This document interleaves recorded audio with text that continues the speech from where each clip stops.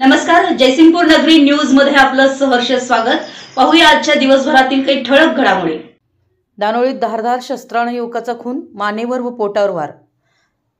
दानोळी शनिवार दिनांक 30 नोव्हेंबर रोजी रात्री 12 ते 1 वाजण्याच्या सुमारास संतोष शांतीनाथ नाईक वय 36 या युवकाचा धारदार शस्त्राने मानेवर व पोटावर वार करून खून झाल्याची घटना घडली। या घटनेने दानोळी गावात खळबळ उडाली। अद्याप खुनाचं कारण समजू शकलेलं नाही आहे। अधिक तपास जयसिंगपूर पोलीस करत आहेत। याबाबत घटनास्थळावरून मिळालेली अधिक माहिती अशी की दानोळी येथील गैबी साहब दरगाह मैदानात युवकाचा मृतदेह आढळून आलाय।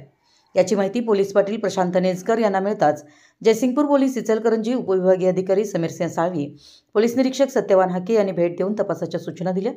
मध्यरात्री 3 वाजता जयसिंगपूर पोलिसांनी पंचनामा करून मृतदेह शवविच्छेदनासाठी शिरोळ प्राथमिक आरोग्य केंद्रात पाठवण्यात आला। खून नेमका कोणी व का केला याचा तपास जयसिंगपूर पोलीस करतात, पण आर्थिक कारणातून खून झाला असावा अशी चर्चा दानोळी गावात सुरू आहे।